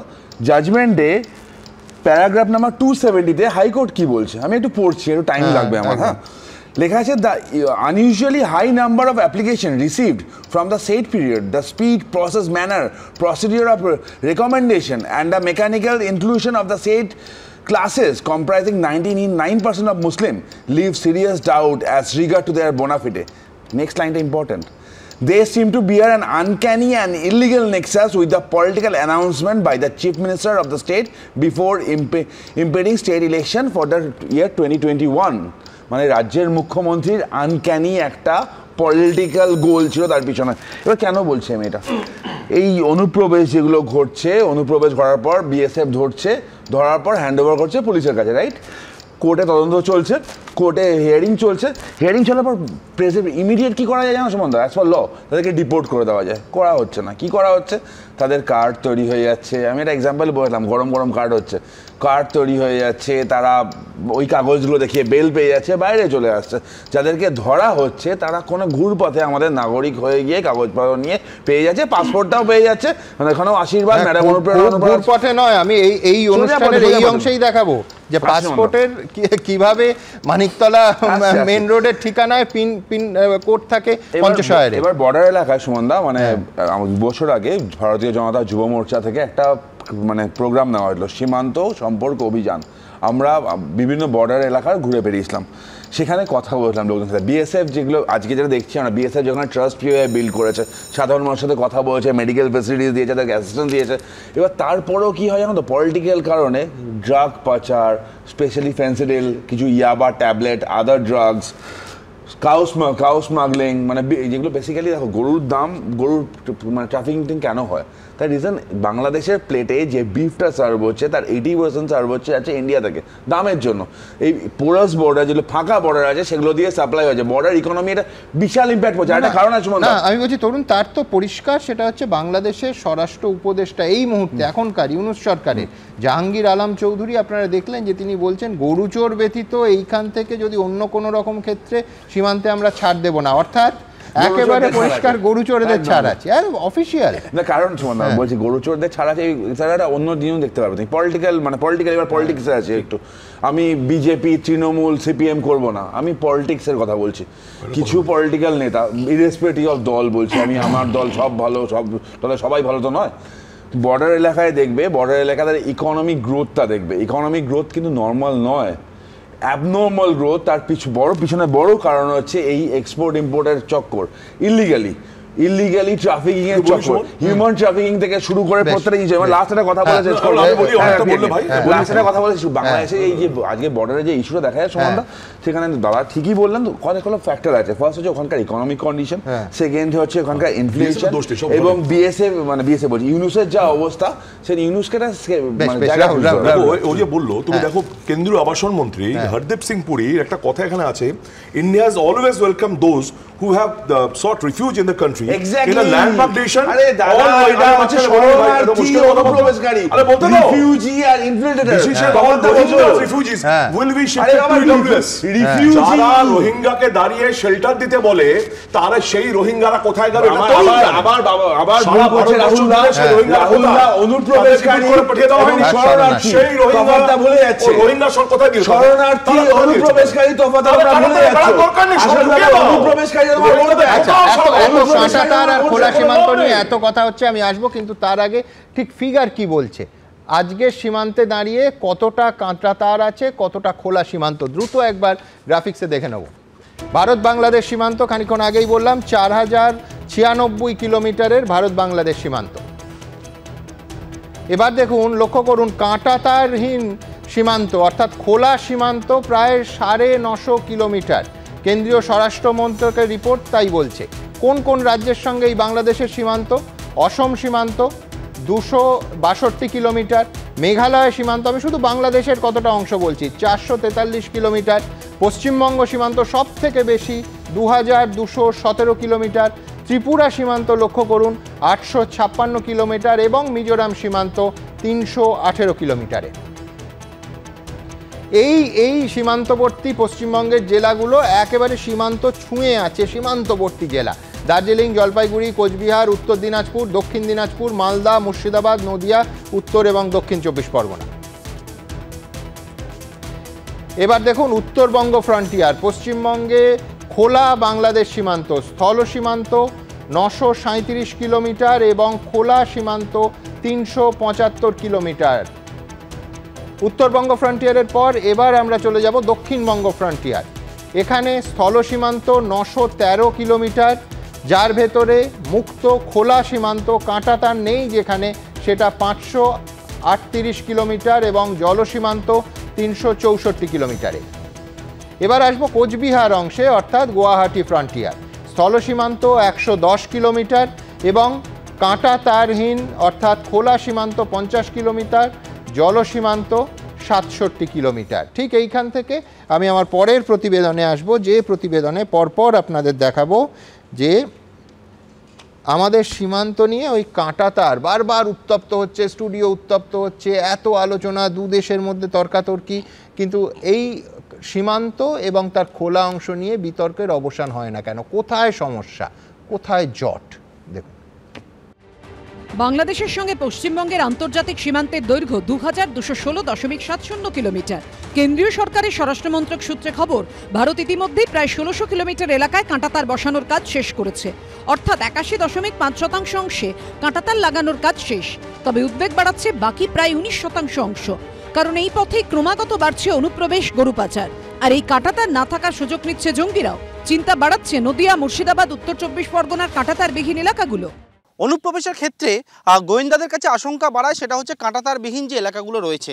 যেমন আমরা নদিয়ায় রয়েছে, যেটি দক্ষিণবঙ্গ ফ্রন্টিয়ার মধ্যে পড়ে, এবং নদিয়ার এই যে রামনগরের কুমারী এলাকা, যেখানে এই অবধি কাঁটাতার সেটি রয়েছে, এবং তার পরবর্তীকালে এই যে এলাকা রয়েছে, যে জায়গা দেখতে পাচ্ছি সেখানে কোনোরকমভাবে কাঁটাতার নেই, এই জায়গাতে কাঁটাতার এখানে শেষ হচ্ছে। কিন্তু কেন এই অংশে কাঁটাতার লাগানো যাচ্ছে না, এর জন্য তৃণমূল সরকারকেই বারবার দায়ী করছেন শুভেন্দু অধিকারী। ইনারা দয়া করে 600 কিলোমিটার বেড়া নেই, জমিটা দিতে বলুন। গ্যান্টান না দিয়ে 600 কিলোমিটার যে জমি, সে জমিটা হ্যান্ডওভার করতে বলুন না। 2023 সালের 12 ডিসেম্বর সীমান্ত সুরক্ষা সংক্রান্ত একটি মামলায় সুপ্রিম কোর্টে কেন্দ্রীয় সরকারের তরফে বলা হয়, অসহযোগিতার কারণে ভারত বাংলাদেশ সীমান্তে কাঁটাতার বসানো বাধাপ্রাপ্ত হয়েছে। সলিসিটর জেনারেল তুষার মেহতা বলেন, জমি নীতি সহজ করার বদলে জটিল করছে পশ্চিমবঙ্গ। সীমান্তে কাঁটাতার, যেটা কিনা জাতীয় সুরক্ষার মতো গুরুত্বপূর্ণ বিষয়, সেখানে পশ্চিমবঙ্গ সরকার সাহায্য করছে না। পশ্চিমবঙ্গ সরকার কাঁটাতার বসানোর জন্য জমি হস্তান্তর করলেই কেন্দ্রীয় সরকার কাজ শুরু করতে পারবে। এই পরিস্থিতির দায় তো আমাদের পশ্চিমবঙ্গের রাজ্য সরকারের। আমাদের বিএসএফ তো বহু আগেই তো জমি চেয়েছিল, তখন রাজ্য সরকারের অনীহার জন্য এবং রাজ্য সরকার বিভিন্নভাবে এই পথ খোলা রাখার চেষ্টা করেছে। কখনো গ্রামবাসীকে উৎসাহ দিয়ে লেলি দিয়েছে বিএসএফের বিরুদ্ধে। এই কাজগুলো যদি না করতো তাহলে আমাদের ওই গ্রামবাসীরা আজ মানে অরক্ষিত হতো না। কাঁটাতার বিষয়টা সম্পূর্ণ কেন্দ্রের বিষয়, এতদিন ধরে ফেলে রেখেছে সীমান্তটাকে। বিএসএফ এর দায়িত্ব সীমান্তটা সুরক্ষিত রাখা, পাহারা দেয়া। তো কাঁটাতার ফেন্সিং তো ওরা দেওয়ার কথা, ওরা এতদিন সেগুলো করেনি। কোন দু একটা জমিতে মামলা আছে, জমি মালিকের সমস্যা ইত্যাদি ইত্যাদি ছেড়ে দিন, যে অনেকটা এলাকা তারা করেনি। কেন্দ্রের হোম মিনিস্ট্রি, কেন্দ্রীয় সরকারের ব্যর্থতার জন্যই এই ধরনের কাণ্ডগুলো ঘটছে। দেশের অভ্যন্তরীণ নিরাপত্তার সঙ্গে রাজনীতি কখনো গুলিয়ে ফেলা উচিত নয়, কিন্তু বাংলায় তো সবকিছু নিয়েই রাজনীতি। দীপক ঘোষ ও অর্ণব মুখোপাধ্যায়ের রিপোর্ট, এবিপি আনন্দ। আমি বিশ্বনাথের কাছে আসবো। বিশ্বনাথ, এই যে কাঁটাতারের বেড়া দিয়ে আটকানো, যেভাবে আজকে মালদার যে ছবি, এর পেছনে অনেকে বলছেন নির্ভেজাল অর্থনীতি আছে। কেন?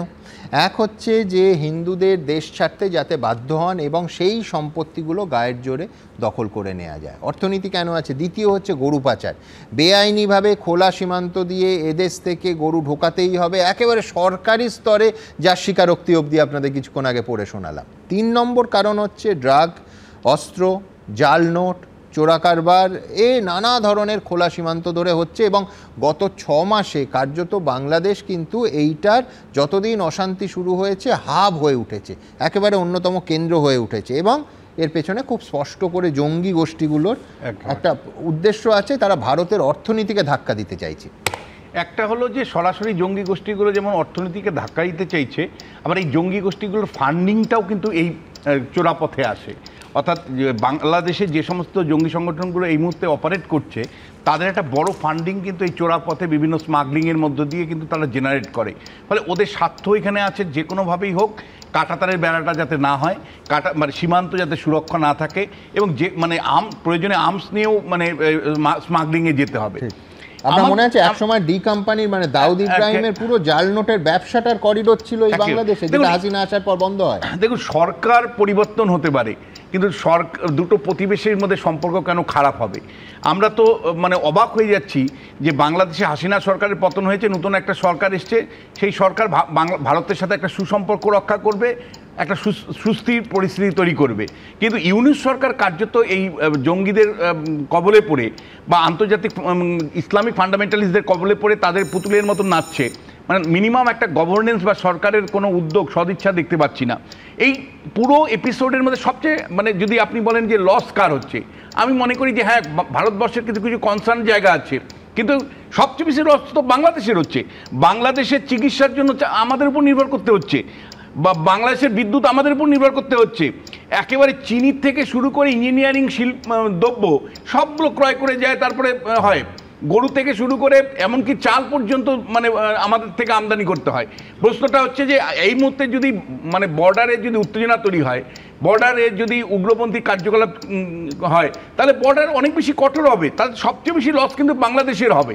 এবং একই সাথে আপনাকে বলতে চাই যে আমাদের কনসার্নের জায়গা নিশ্চয়ই আছে, যে বাংলাদেশের এই পুতুল সরকারকে ব্যবহার চীন করবে না তো, পাকিস্তান করবে না তো। ফলে আমাদের ভয় ওই জায়গাটাতেই যে পাকিস্তান এবং চীনের একটা অ্যাক্সেসের মধ্যে দিয়ে দীর্ঘদিন ভারতবর্ষকে এনগেজ করে রাখা এই ধরনের বর্ডার টেরোরিজমের মাধ্যমে, বর্ডার স্মাগলিংয়ের মাধ্যমে একটা অস্থির পরিস্থিতি তৈরি করে রাখার একটা প্রবণতা কিন্তু থাকতে পারে, যেটা আমাদের কনসার্নের বিষয়, যে চীন এবং পাকিস্তান শেষ পর্যন্ত মদত দিয়ে আমাদের দীর্ঘমেয়াদী যুদ্ধের জন্য তৈরি করছে না তো, বা দীর্ঘমেয়াদী যুদ্ধের পরিস্থিতি তৈরি করছে না তো, এটা আমাদের কনসার্নের বিষয়। কিন্তু আমি বলছি যে দেখুন সুমনদা, যে আলোচনাটা রাজনৈতিক আলোচনার মধ্যে আনছেন আপনারা, সেটা হলো এই পশ্চিমবাংলায় দিনের পর দিন শুধু জমির একটা ইম্পর্টেন্ট ইস্যু, যেটা বারবার সুপ্রিম কোর্ট পর্যন্ত হয়েছে। এটা এই নয় যে কেবলমাত্র দুটো সরকার, পশ্চিমবাংলা সরকার এবং কেন্দ্রীয় সরকারের মধ্যে আলাপ আলোচনা হয়েছে, সুপ্রিম কোর্ট পর্যন্ত মামলা হয়েছে। এবং কাঁটাতারের বেড়া দেওয়ার জন্য যে জমি দরকার, সেই জমি যে রাজ্য সরকার দিচ্ছে না, সেই অভিযোগটা বারবার এসছে। রাজ্য সরকার এটা এইবার কিন্তু সিরিয়াসলি নিতে হবে, যে ধরনের সরকার এই মুহূর্তে বাংলাদেশে এসছে, তারপরে তুতু ম্যামের কোনো জায়গা নেই, কেন্দ্রেরও তুতু ম্যামের কোনো জায়গা নেই। এরকম অবস্থাতে একটা মানে জরুরি ভিত্তিতে জমি যাতে বিএসএফ পায়, এবং বিএসএফকেও দেখতে হবে যে সঠিকভাবে যাতে মানে তাদের যে দায়িত্ব সেটা যাতে তারা পালন করে। এখানে তুতু ম্যামে বা রাজনীতির যে দরজা, যেটা মানে ভোটের রাজনীতিতে পশ্চিমবাংলায় চলে। কিন্তু আমি ভয় পাই সুমনদা যে 2026-এর নির্বাচন আর হয়তো 16 মাস পরে, এরপরে আমার ব্যক্তিগত অ্যাসেসমেন্ট যে শেষ পর্যন্ত মানে বিজেপি এবং তৃণমূল কংগ্রেস এই তার রাজনৈতিক তরজাটা কিন্তু টেনে টেনে টেনে টেনে একদম নির্বাচন পর্যন্ত নিয়ে যাবে। তাতে জাতীয় স্বার্থ যদি বিঘ্নিত হয় তাতেও তারা পরোয়া করবে না। যার জন্যই দেখবেন মুখ্যমন্ত্রী পরিষ্কার করে গুন্ডার কথা বলে। আপনি বলেন আজকের যে সিচুয়েশন তৈরি হয়েছে তাতে বলা যায় যে বর্ডার সিকিউরিটি ফোর্স গুন্ডা পাঠাচ্ছে, এই কথাটা বলা যায়। আমি এই প্রশ্নটা তুলতে চাই যে বর্ডার সিকিউরিটি ফোর্সের মতন মানে একটা ডিসিপ্লিন ফোর্সকে একজন কনস্টিটিউশনাল পোস্টে থাকা মুখ্যমন্ত্রী এই কথা বলতে পারেন? বারবার এই অভিযোগগুলো উঠছে। এবং আমি দ্রুত এই মুহূর্তে একটা আরো উদ্বেগের ছবি আমাদের হাতে এসে পৌঁছেছে। এটা হচ্ছে ত্রিপুরা বাংলাদেশ বর্ডার। খানিকক্ষণ আগে অ্যানিমেশনে ম্যাপে আপনাদের যেরকম দেখালাম, দেখতে পাচ্ছেন এই ছবি। এখানে বিএসএফ আক্রান্ত হচ্ছে, আই রিপিট, অত্যন্ত উদ্বেগের ছবি। বিএসএফ আক্রান্ত হচ্ছে বাংলাদেশিদের হাতে এবং তার অস্ত্র ছিনতাই করার চেষ্টা চলছে এই মুহূর্তে দেখতে পাচ্ছেন। বাংলাদেশের পাচারকারীদের ধরতে গিয়ে দিন দুপুরে বাংলাদেশিদের হামলার মুখে বিএসএফ, দেখতে পাচ্ছেন সেই ছবি। মঙ্গলবার ত্রিপুরার উনকোটি জেলায় মাগরুলি পঞ্চায়েত এলাকায় সীমান্ত পার করে বাংলাদেশের দিক থেকে পাচারকারীরা পালাচ্ছিল। বিএসএফ তাদের ধাওয়া করে এবং বিএসএফ সীমান্ত পেরোতেই বাংলাদেশের নাগরিকরা তাদের ওপর চড়াও হয়। একেবারে দুষ্কৃতি, আমি নাগরিক কেন বলবো, দুষ্কৃতি হামলা বলা যায়। একেবারে বিএসএফের ওপর এই হামলা চালায়, তাদের হাতিয়ার ছিনিয়ে নেওয়ার চেষ্টা করে। দেখতে পাচ্ছেন অস্ত্র কাড়ার চেষ্টা হচ্ছে। এরপরে বিএসএফ জওয়ানরা সেখানে অন্য আরেকটা ফোর্স পৌঁছে কোনো রকমের পরিস্থিতি সামাল দেয় এবং পাচারকারীদের কাউকে অবশ্য ধরা যায়নি। মারাত্মক ছবি। ত্রিপুরার প্রতিনিধি প্রসেনজিৎ সাহা আমার সহকর্মী আমার সঙ্গে রয়েছে। প্রসেনজিৎ, একটু ঘটনাটা শুনতে চাইবো। আমরা ছবি দেখতে পাচ্ছি এই মুহূর্তে। সুমনদা, গতকাল ঘটনাটি ঘটে কৈলাসহর অর্থাৎ ত্রিপুরার ঊনকোটি জেলার কৈলাসহরের মাগুরুলি গ্রাম পঞ্চায়েতের অন্তর্গত সীমান্তে, এবং সেখানে যেটা জানা গেছে দুজন বিএসএফ জওয়ান সীমান্তে টহলদারি অবস্থায় ছিলেন এবং সেই সময় বাংলাদেশের পাচারকারীরা বিড়ি নিয়ে বাংলাদেশে পৌঁছচ্ছিল এবং সেই সময় তাদেরকে আটক করার চেষ্টা করে বিএসএফ জওয়ানরা এবং উল্টো চ্যালেঞ্জ জানায় বিএসএফ জওয়ানদের এবং তারা সীমান্তে কাঁটাতার টপকে বাংলাদেশের দিকে যেতে শুরু করে এবং তাদেরকে ধাওয়া করতে শুরু করে বিএসএফ এর দুই জওয়ান। এবং উল্টো যখন বিএসএফ এর জওয়ানরা সীমান্তের কাঁটাতারের ওপারে যায় তখন বাংলাদেশের বেশ কয়েকজন এসে সেই দুই জওয়ানকে আটকে ফেলে এবং তাদেরকে তাদের হাতিয়ার ছিনতাই করার চেষ্টা করে এবং তাদেরকে ধারালো অস্ত্র দিয়ে আঘাত করার চেষ্টা করে। যদিও বিএসএফ এর বক্তব্য যে বিজেপির এক প্রতিনিধি ছিলেন সেখানে, তিনি সহযোগিতা করেছে বিএসএফ জওয়ানদের এবং সেই সময় বাংলাদেশি দুষ্কৃতীরা অর্থাৎ যে পাচারকারীরা তারা কিছুটা পিছু হাঁটে এবং তারপর যখন অন্যান্য বিএসএফ জওয়ানরা ঘটনাস্থলে পৌঁছে যায় এবং আগ্নেয়াস্ত্র তাদের সঙ্গে ছিল, সেই ভয়ে পালিয়ে যায় পাচারকারীরা।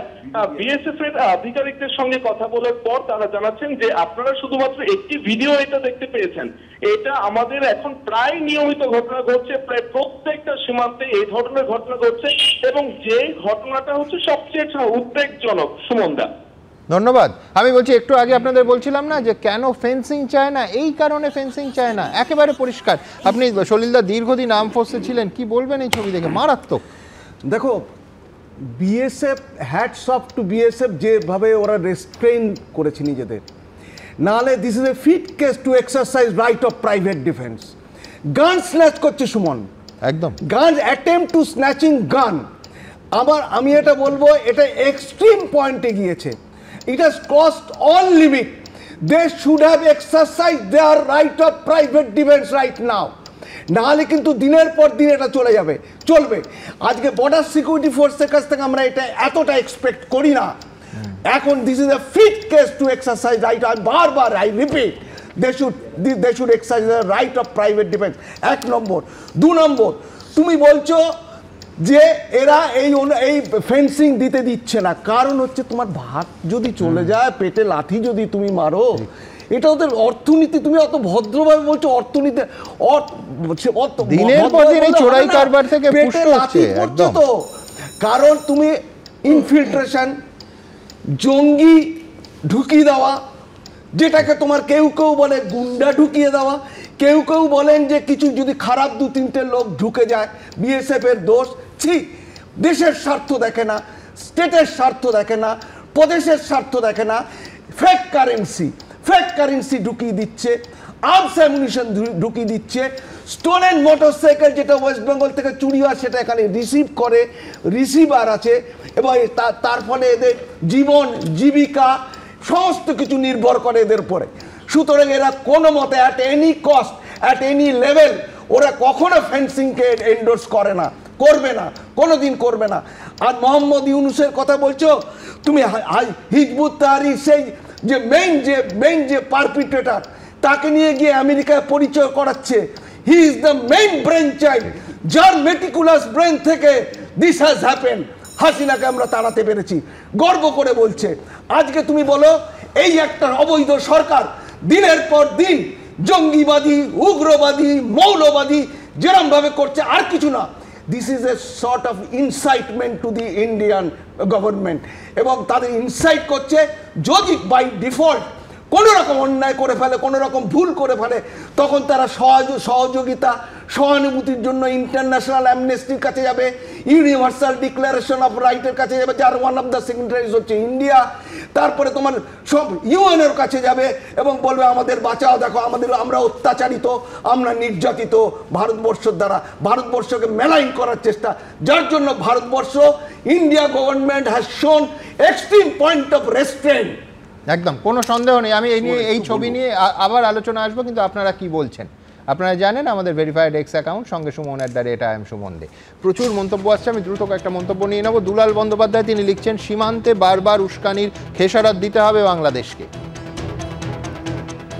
কৃষ্ণেন্দু মিত্র লিখছেন, পাকিস্তানের ভরসায় ভারতকে উত্তক্ত করতে গিয়ে বাংলাদেশ নিজের বিপদ ডেকে আনছে।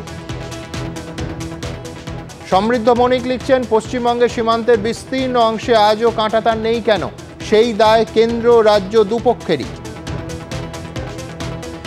স্বরূপ রায়চৌধুরী লিখছেন, জঙ্গি অনুপ্রবেশ আর গরু পাচার বন্ধ হয়ে যাবে বলেই কি কাঁটাতারে আপত্তি বাংলাদেশে? কিশোর সাহা লিখছেন, যুদ্ধ জিগির তুলতে গিয়ে আগুন নিয়ে খেলছেন মোহাম্মদ ইউনুস। আমি একবার ব্রিগেডিয়ার দাসের কাছে যাব। যে ছবি দেখলাম, বিএসএফ কার্যত আক্রান্ত, অস্ত্র কেড়ে নেওয়ার চেষ্টা, দুষ্কৃতী দল, এবং তাতেও যথেষ্ট ধৈর্য এবং কি বলবো মানে রেস্ট্রেন্টের পরিচয় দিল আমাদের বিএসএফ। দেখুন, এই জায়গাটা আমি একটু আনকমফোর্টেবল, কারণ এটাকে আমি ঠিক রেস্টুরেন্ট বলতে পারছি না ব্যক্তিগতভাবে। হ্যাঁ, আমার এত জীবনের চাকরিতে যেটা বললেন, এটা আমার নিজের মনে হলো একটু উইকনেস ডিসপ্লে হলো। আমি তো বিএসএফে ছিলাম না, বাট বিএসএফ এর সাথে কাজ করেছি, আমার আন্ডারে বিএসএফ ব্যাটালিয়ন ছিল এক সময়। তো এইখানে তো গুলি চলা উচিত ছিল যদি বিএসএফ কোনো দোষ না করে থাকে, এবং সেখানে এইরকম ভাবে অফেন্সিভ বডি ল্যাঙ্গুয়েজ, যেটা অস্ত্র নিয়ে একটা হয় যে দেখুন আমাদের এই টু সিভিল অথরিটিতে দেখায় যে মানুষ ভোটের সময় যখন ভোট করে লোকে প্রোটেস্ট করে, তাতে একটা আলাদা ব্যাপার। এটা তো ভোট না, এটা বর্ডারে হচ্ছে।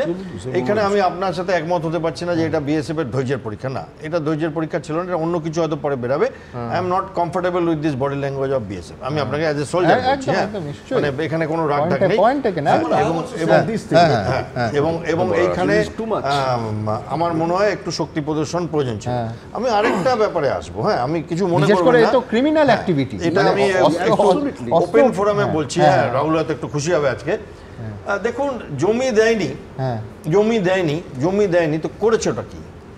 আমার কোথাও একটা মনে হচ্ছে ভারতবর্ষের, আমি পার্টির নাম নেব না, ভারতবর্ষের এখন যে দল করছে তারা কোথাও একটা মা গঙ্গার কাছে শপথ খেয়েছে যে রাজ্যগুলো যদি খুলে যা ইচ্ছে করে তাও আমরা কোনোদিন রাষ্ট্রপতি শাসন করব না। 35 বার কংগ্রেস রাষ্ট্রপতি শাসন করেছে, আমাদের এখানে কোনো রকম কথাও হয় না। জমি দেয়নি তো why didn't to go to the court, why didn't to enforce জমি দিতে হবে, না হলে গভর্নমেন্ট ছাড়তে হবে, এগুলো পসিবল। হ্যাঁ, না হলে আমরা এটাকে ডিস্টার্ব এরিয়া করে দেবো, যেটা আমি আপনার প্রোগ্রামে সেদিন বলেছিলাম যে 3টে ব্রিগেডিয়ার দাস কিন্তু সুপ্রিম কোর্টে মামলা হয়েছে এবং সুপ্রিম কোর্টে দাঁড়িয়ে সলিসিটর জেনারেল বলেওছেন হ্যাঁ যে জমি দেওয়া হচ্ছে না, অসহযোগিতা হচ্ছে ইত্যাদি বলেছেন। ন্যাশনাল আপনি বলছেন জাতীয় স্বার্থে আরো করা এবং আরো করা নেওয়া উচিত ছিল। এবং যে সেটিং দত্ত কোথাও একটা না, আমি আপনাকে সত্যি বলছি যে আমারও কানে এটা বাজছে এখন আর কি, যে এতটা মানে সবসময় আমরা ব্লেম করব দেয়নি, আরে দেয়নি তো তোমরা ব্লেম চলবে আর সীমান্তটা খোলা থেকে যাবে চলছে। এবং লিগ্যাল পয়েন্ট আমি বলছি যে ল্যান্ডটা হলো স্টেট সাবজেক্ট, ফলে আপনাকে ল্যান্ড অ্যাকুইজিশন করতে গেলে কিন্তু আপনাকে ডিএম এর মাধ্যমেই করতে হবে। হ্যাঁ, এক ন্যাশনাল অ্যাক্টের কিছু কিছু ছাড় আছে, মানে নতুন যে ল্যান্ড অ্যাক্ট এনেছে ন্যাশনাল ইন্টারেস্টে 2-1টা জায়গায় ছাড় আছে, কিন্তু সেটাও ডিস্ট্রিক্ট ম্যাজিস্ট্রেটের মাধ্যমে অ্যাকুইজিশন করতে হবে। আর এই ছবি নিয়ে আমি আরেকটা কথা বলা আছে, আপনি দেখলেন কিনা তৃতীয় যে উর্দি পড়া লোকটি উনি কিন্তু বাংলাদেশ বাংলাদেশের বিডিবি বাংলাদেশের থেকে মানে বর্ডার ফোর্সের। আমার যেটা মনে হয় যে বর্ডার গার্ড বাংলাদেশ, দেখুন এই স্মাগলিংটা খুব কমনলি চলছিল, ইনস্টিটিউশনালি চলছিল, পরিষ্কার কথা। এবং এতে কিন্তু আমি কাউকে মানে তুলসী পাতা বলতে রাজি না। এইবার যে হচ্ছে, এইবার আমরা যখন প্রিভেন্ট করছি, আমরা যে সমস্ত বর্ডারে প্রিভেন্ট করছি, ঊনকোটির জায়গাটা আমি জানি, যেখানে আমি প্রিভেন্ট করছি, তখন তারা মানবে কেন? এই প্রশ্নটাও কিন্তু আমি বলছি যে এই যে ধরনের বডি ল্যাঙ্গুয়েজ তারা মানবে কেন, কিন্তু তারা বিএসএফ কে আক্রমণ করলে বিএসএফই বা নিশ্চুপ হয়ে থাকবে কেন? হ্যাঁ, তোমার কাছে ফার্স্ট থিং বিএসএফ এর যে বডি ল্যাঙ্গুয়েজ আর ডিসিপ্লিন ফোর্সের কাছে এই বডি ল্যাঙ্গুয়েজ আনএক্সেপ্টেবল। আমার দৃঢ় বিশ্বাস এর কাছে ডিসিপ্লিনারি প্রসিডিং হবে, যেটা পরে দেখা যাবে। সেকেন্ড, যে কথাগুলো স্যার বলছিলেন এক্ষুনি, যে 356 কেন করা হচ্ছে না, তো করা হতো। মিসেস গান্ধী যে 356 যে মানে রায়তা ছড়িয়েছেন পুরো দেশে, তার ফলে এসছে SR Bombay case. SR Bombay case কোথায় কোথায় আটকানো যায় সেগুলো অপশন আছে, চাইলেই করে দেওয়া যায়, মুড়ি নয়। এটা থার্ড পয়েন্ট, ল্যান্ড। এই ল্যান্ডের একটা ছোট এক্সাম্পল দিতে পারে, ল্যান্ডটা বোঝাচ্ছি। ফার্স্ট থিং আমাদের জেনে রাখা উচিত, ল্যান্ড অ্যাকুইজিশন 2013 অ্যাক্ট পশ্চিমবঙ্গে অ্যাপ্লিকেবল নয়। ফার্স্ট। সেকেন্ড জিনিস, এটা আমাদের সরকার করেনি। সেখানে একটা রোডের কথা বলছি, তোমরা সবাই কার্শিয়াং গেছো, কার্শিয়াং আলাগড় যে রোডটা, ওটা স্ট্র্যাটেজিক্যালি খুব ইম্পর্টেন্ট। ইন্ডিয়ার ট্যাঙ্ক মুভমেন্টের জন্য চায়না বর্ডারে কনফ্লিক্ট থাকে, সেখানে ইন্ডিয়ান আর্মি 2009 কি 10 সালে বামফ্রন্ট সরকার তখন রোড বানানোর জন্য ল্যান্ড অ্যাকুইজিশন করে উঠলো। ইনিশিয়াল হিসাব করলো সরকার হিসাব করে বললো 2 কোটি টাকা লাগবে কম্পেনসেশন, 2 কোটি টাকা পেমেন্ট করলো। ল্যান্ড অ্যাকুইজিশন হলো না, এই সরকার আসলো, ল্যান্ড অ্যাকুইজিশন করলো না। স্ট্র্যাটেজিক্যালি ইম্পর্টেন্ট ছিল, যখন ডোকালাম কনফ্লিক্ট চলছিল তখন আর্মি রাস্তা তৈরি করা শুরু করলো। ডিআরও মানে আরসিসি রোড কনস্ট্রাকশন কোম্পানি রাস্তা তৈরি করা শুরু করলো। ওই সময় এই সরকার আটকালো, তারা কোর্টে আসলো, কোর্ট থেকে বললো যেহেতু 2013 অ্যাক্ট অ্যাপ্লিকেবল না, ইউ ক্যানট ডু দ্যাট। সরকার অপশন কি নিজে শুনবে? হাসবে। সরকার বলেছে না, জমি তোমরা ডাইরেক্ট কেন, জমি তোমার ভাবো একটা সেন্ট্রাল এজেন্সি মানে আমি কিছুদিন আগে তো কেন্দ্রীয় স্বরাষ্ট্রমন্ত্রী এলেন, কেন মুখ্যমন্ত্রীর সঙ্গে সরাসরি কথা বলছেন না? এটা ব্লেম গেমের ব্যাপার নয়। 2026 ইলেকশনের কথা হচ্ছে না, 2026 ইলেকশন হয়তো পশ্চিমবঙ্গের বাঙালি হিন্দুদের ভোটাধিকার মানে প্রয়োগ করার লাস্ট ইলেকশন। কেন বলছি? কলকাতা, নর্থ 24 পরগনা, সাউথ 24 পরগনা, মালদা, মুর্শিদাবাদ, সেইটা হতে দিচ্ছ কেন? হুগলি ডেমোগ্রাফি চেঞ্জ হচ্ছে। সলিলদা এত কথা বললেন তো, মানে একদম দেশাত্মবোধের কথা বললেন, একদম আমরা সবাই মানি। থাকবে না দেশাত্মবোধ?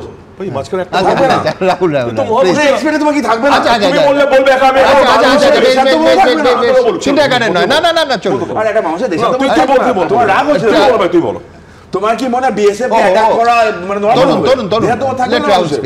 রাহুল প্লিজ প্লিজ সৌজন্য নেই কোনো, মাঝখানে পরে বলো না তোমার। আমার বক্তব্য হচ্ছে যে সলিলদার কথা একদম এক, লাউ কিন্তু আনবে তাকে। আজকে দাঁড়িয়ে সলিলদা যেভাবে যে গর্জনে কথাগুলো বলছিল, তুমি যেটা বললে স্বরাষ্ট্রমন্ত্রীর কানে কথাটা পৌঁছচ্ছে, প্রধানমন্ত্রীর কানে কথাটা পৌঁছচ্ছে, মুখ্যমন্ত্রীর কানে। আমি বলি মুখ্যমন্ত্রী তো দাঁড়িয়ে দেশের পররাষ্ট্রনীতির কথা বলতে পারবে না। আজকে প্রধানমন্ত্রী বা স্বরাষ্ট্রমন্ত্রী বাংলাদেশ নিয়ে কি স্টেটমেন্ট আমরা জানতে চাই। দ্বিতীয়ত, প্রধানমন্ত্রী যে নিজের দেশের মণিপুর সলভ করতে পারে না, সে বাংলাদেশ সলভ করতে যাবে। আরে কোথা থেকে করবে? আজকে করার ইচ্ছা আছে কিনা বলো। এই জিনিসকে জিয়ে রেখে তুমি যেটা বলছিল বিশ্বনাথ দা, 2026 সালে এটাকে ফায়দা তোলা তোমরা মুখ্যমন্ত্রী ইউএন এর শান্তি সেনার কথা বলেছিলেন। আমি যে সবাই আমি বুঝতে পারছি না, প্রধানমন্ত্রী মুখ্যমন্ত্রী বসে, কেন্দ্র রাজ্য বসে কেন এই জমির জট দিনের পর দিন, বছরের পর বছর এটা লিঙ্গার করবে? এটা পারবে না, কারণ রাজ্যের যারা শাসক এখন আছে তাদের জমি নীতি নিয়ে যে পক্ষপাতটা এতটাই, ইনফোসিসের মতন কোম্পানিকে তারা মানে জমি দেওয়ার প্রশ্নে এত দেরি করেছে, এখন সামান্য একটা অংশ মাত্র বাড়াতে পেরেছে। জমির প্রশ্নে মানে সিঙ্গুর নন্দীগ্রামের আন্দোলনের পরে মমতা বন্দ্যোপাধ্যায় এবং তার দলের যে অবস্থান, যে জমি ছাড়া ধরা যাবে না, জমি স্পর্শ করা যাবে না, এই আলোচনায় ফিরবো। এবং এর সঙ্গে একেবারে যুক্ত যেটা পাসপোর্ট, একেবারে এই অনুপ্রবেশ এবং জঙ্গি ঢোকার সঙ্গে যুক্ত, তাতে আসবো। কিন্তু এই বিষয়ে অবশ্যই আমাদের আলোচনা চলবে। আমার ব্রিগেডিয়ার দাসের একটা কথা, একটা সন্দেহ মনের মধ্যে, যারা এই অনুষ্ঠান দেখছেন সবার আসবে, তাহলে কি পুরোটা ভোট ব্যাংকের রাজনীতি, মেরুকরণের রাজনীতি, হিন্দু ভোট ব্যাংক, মুসলিম ভোট ব্যাংক, এইভাবে আমরা বছরের পর বছর ভেবে যাব এবং সমস্যাটা তার জায়গায় থাকবে, শুধু সমস্যাটাকে দিয়ে পরতে পরতে রাজনীতি হবে। একটা ছোট্ট বিরতি, তারপর আবার এই আলোচনায় ফিরছি, সঙ্গে থাকবেন। দেখুন, জাল পাসপোর্ট এবং জঙ্গি অনুপ্রবেশকারী আমরা এতক্ষণ যে আলোচনা করছিলাম একেবারে অঙ্গাঙ্গিভাবে যুক্ত, এবং এই যে ঠিকানাগুলো পাসপোর্টের ক্ষেত্রেই তদন্ত যত এগোচ্ছে একটার পর একটা চমকে যাওয়ার মতো তথ্য সামনে আসছে। কেন বলছি? ঠিকানা ভুয়ো সাধারণভাবে গবেষণা করলে জানা যায় সেই ঠিকানায় আপনাকে যেতে হবে, এক্ষেত্রে তা করতে হবে না। তার কারণ উল্টোডাঙ্গার ঠিকানায় কখনো পঞ্চশহরের পিনকোড হয় না। কলকাতা শহর সম্পর্কে ন্যূনতম ধ্যান ধারণা যার আছে তিনি চোখ বন্ধ করে বলবেন যে এটা ভুয়ো। তার কারণ একাধিক ঠিকানায় একটা পঞ্চশহরের পিনকোড দেওয়া হয়েছে, এবং পুলিশ ভেরিফিকেশানে এটা পুলিশ অবশ্যই ফিজিক্যাল ভেরিফিকেশানে তারা গেছেন, এবং আমি বারবার দেখাবো খানিকক্ষণ পর যে গোড়া থেকে আমরা বলছি যে এর সঙ্গে পুলিশের একটা অংশ নিঃসন্দেহে যুক্ত। শুধুমাত্র ওই অস্থায়ী স্টাফ পোস্ট অফিসের তাকে গ্রেফতার করলে হবে না, তার কারণ ফিজিক্যাল ভেরিফিকেশান যিনি করেছেন তিনি তো যেতেও হবে না, নিশ্চয়ই গেছেন, গিয়েও এটা করেছেন মানে দুর্নীতিতে যুক্ত। আর তিনি তো দেখেই বুঝতে পারবেন যে উল্টোডাঙ্গার ঠিকানায় কখনো পঞ্চশহরের পিনকোড লাগতে পারে না। আমি প্রথমে এই প্রতিবেদনটা আপনাদের সামনে রাখবো, তারপর কি বলেছিলাম আমরা, কোথায় যাচ্ছে এই তদন্ত দেখাবো। দেখুন, ঠিকানা আছে কিন্তু লোক নেই, আবার যে পিনকোড আছে তা সেই ঠিকানার নয়। পাসপোর্ট জালিয়াতি কাণ্ডের তদন্তে নেমে এমনই একের পর এক চাঞ্চল্যকর তথ্য উঠে আসছে পুলিশের হাতে। পাসপোর্টের আবেদনপত্র 37টি, যার একটি ছাড়া সবকটি ঠিকানাই উল্টোডাঙ্গা চত্বরের। তার চেয়েও আশ্চর্যের বিষয় 37টির মধ্যে 36টির পিনকোড কলকাতা 7,94,000। অর্থাৎ জালিয়াতি, অবৈধ, বেআইনি কাজ স্পষ্ট। 37টি পাসপোর্টের ফাইল তৈরি হয়ে ভেরিফিকেশনের জন্য পুলিশের কাছে আসে। এই সবকটি পাসপোর্টের আবেদন হয়েছিল 2024-এর অগস্ট ও সেপ্টেম্বর মাসে। তা যাচাই করতে গিয়েই চোখ কপালে ওঠার মতো তথ্য আসে তদন্তকারীদের হাতে। সূত্রের খবর, এই ভেরিফিকেশন পর্যায়ে 37টি পাসপোর্টের আবেদনপত্র যাচাইয়ে নেমে পুলিশ জানতে পারে সব ঠিকানাই উল্টোডাঙ্গা চত্বরের। আরও অবাক করার মতো বিষয় হলো, সেই ঠিকানায় ওই নামে কেউ থাকেনি না। এই 37 জনের আবেদনপত্রে দেখানো হয়েছে 32 জন বটতলা থানা এলাকার বাসিন্দা, একজন কাশীপুর, মানিকতলার 2 জন, এমনকি যার বাড়ি উত্তর কলকাতার শ্যামপুকুর তার থানা এলাকা আবার আনন্দপুর। তবে ঠিকানা আলাদা হলেও অবাক করা বিষয় হলো 36 জন আবেদনকারীরই পিনকোড কলকাতা 7,94,000। এই অদ্ভুতুরে ঠিকানায় পৌঁছে গিয়েছিল এবিপি আনন্দ, 18 নম্বর উল্টোডাঙ্গা রোড, যার আসল পিনকোড 7,04,000। যদিও পাসপোর্টের আবেদনপত্রে সেই পিনকোড লেখা 7,94,000। 4 বদলে 94। পাসপোর্ট জালিতে সমস্ত যে ঠিকানাগুলো দেওয়া হয়েছে সেই সব ঠিকানার পিন নম্বর 7,94,000। আপনাদের এই যে ঠিকানাটা, এটা কত নম্বর, পুরো অ্যাড্রেসটা কি? এটা আছে 18 নম্বর উল্টাডাঙ্গা রোড, কলকাতা 4। এই নামে কেউ থাকে না? এই নামে কেউ থাকে না, এই দুটোই নামে কেউ থাকে না, কেউ থাকে না। আমি তো আমার জন্মকর্ম তো এখানেই, আমি চিনি। এর পরের গন্তব্য ছিল 16 নম্বর উল্টোডাঙ্গা রোড। এই ঠিকানায় 2 জন পাসপোর্টের আবেদন করেছিলেন, কিন্তু স্থানীয়রা এই নামে কাউকেই চেনেন না। আজ পর্যন্ত মানে আমার 65 ইয়ার্স ওল্ড, আমি জানি না যে এখানে কেউ থাকে, এই নামের কোনো লোক, এই টাইটেলের কোনো লোক নেই। 12 নম্বর উল্টোডাঙ্গা রোডেও পৌঁছই আমরা। এখানকার ঠিকানা দেখিয়ে 3 জন পাসপোর্টের আবেদন করেছিলেন। একজনের নামের পাশে লেখা ফোন নম্বরে ফোনও করেছিলাম আমরা। Please check the number you have dialled. আপনি যেই নম্বরটি ডায়াল করছেন সেটি বৈধ নয়। 14 নম্বর উল্টোডাঙ্গা রোডেও হদিশ মিলল না কারো। এটা ঠিকানা কত? 14 নম্বর উল্টোডাঙ্গা রোড। এখানে শ্রেয়া দাস, এই যে দেখতে পাচ্ছি এখানকার বাসিন্দা বলে দেখাচ্ছে, কেউ আছে? জানি না আমরা, দেখেননি, শোনেন। কিন্তু প্রশ্ন হলো, এতজনের আবেদনের ঠিকানা আলাদা আলাদা, কিন্তু পিনকোড এক হলো কিভাবে? এখানেই তদন্তকারীরা জানতে পারেন এই কলকাতা 7,94,000 পিনকোডটি আসলে পঞ্চশহর পোস্ট অফিস চত্বরের, যার প্রাক্তন পোস্টম্যান দীপক মণ্ডলকে তদন্তে নেমে গ্রেফতার করেছিল পুলিশ। তদন্তকারীদের দাবি, নির্দিষ্ট বাড়ির ঠিকানায় নয়, জাল নথি দিয়ে তৈরি পাসপোর্ট আসত এই পঞ্চশহর পোস্ট অফিসে। প্রাক্তন পোস্টম্যান দীপক মণ্ডল সেগুলি সংগ্রহ করে নিতেন। অন্য কেউ থাকলেও পরিচয়ের সুবাদে আনিয়ে নিতেন দীপক। কোনো সন্দেহ হয়?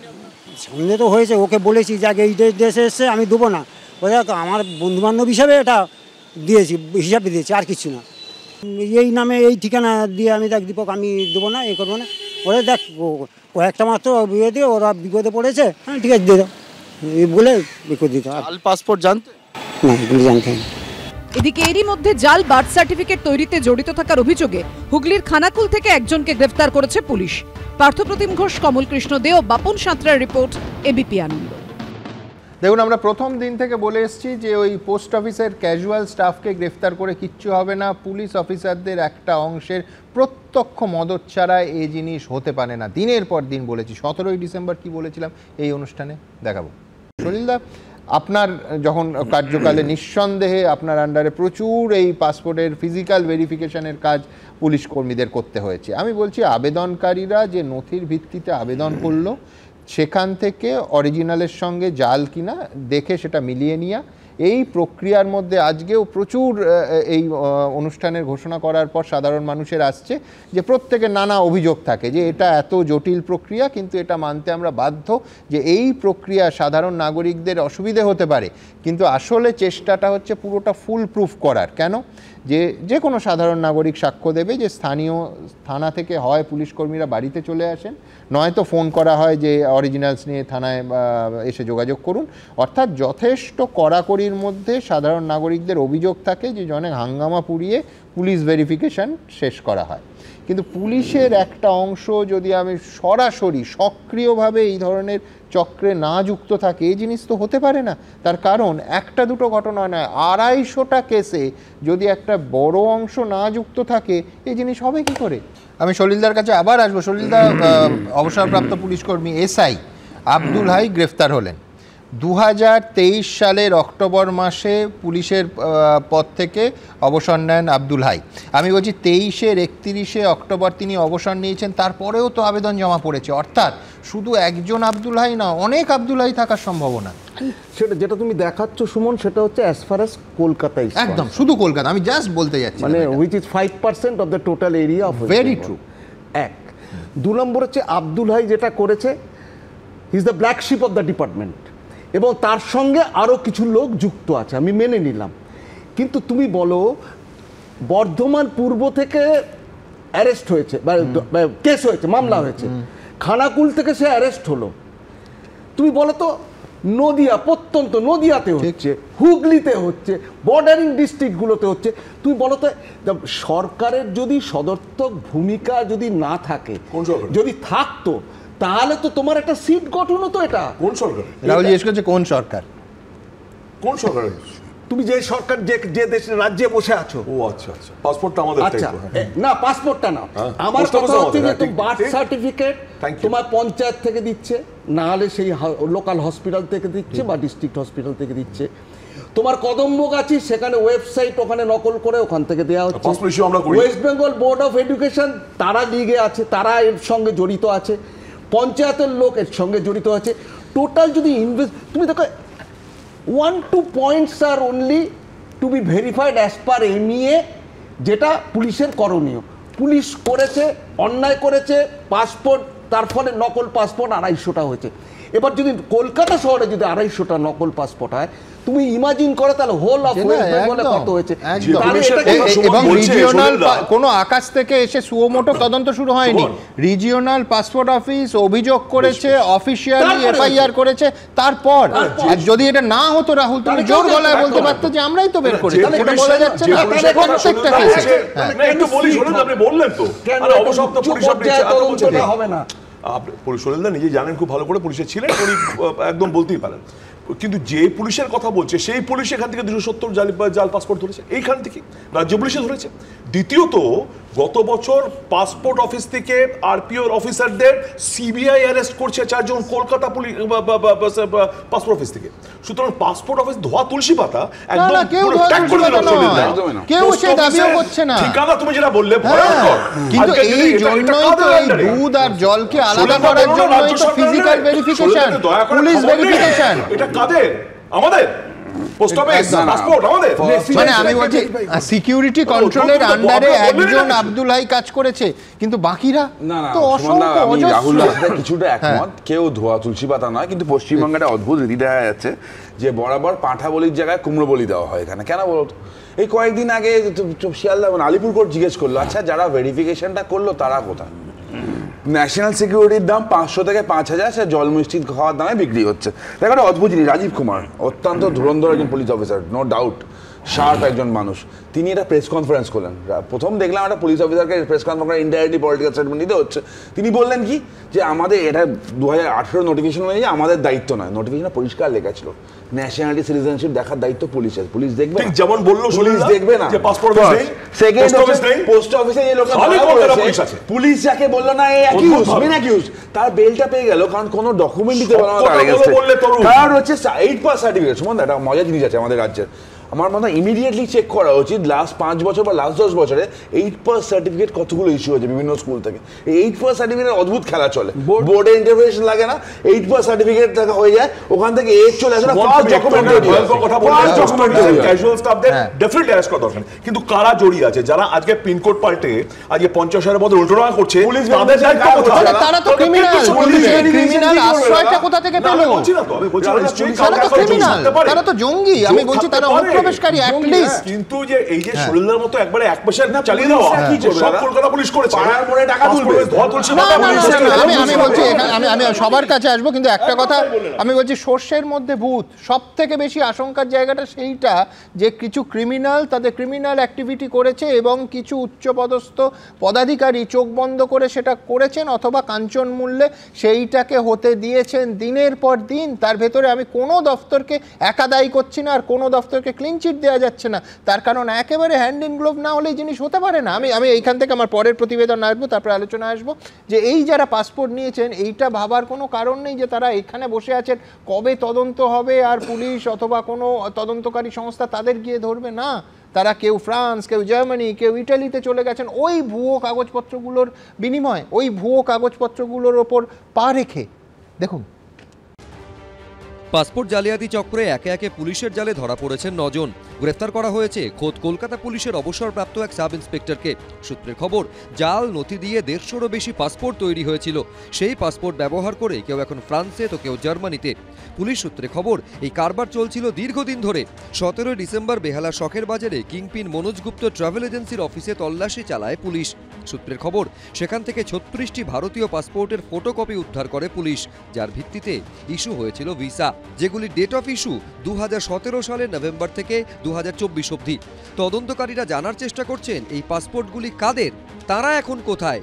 তাদের বর্তমান অবস্থান জানতে সংশ্লিষ্ট দফতরের কাছে চিঠি পাঠিয়েছে কলকাতা পুলিশ। সূত্রের খবর, তল্লাশিতে ফ্রান্সের 21টি, ইতালির 8টি, ইংল্যান্ডের 3টি, নেদারল্যান্ডসের 2টি, জার্মানি ও কানাডার 1টি করে ভিসার ফটোকপি মিলেছে।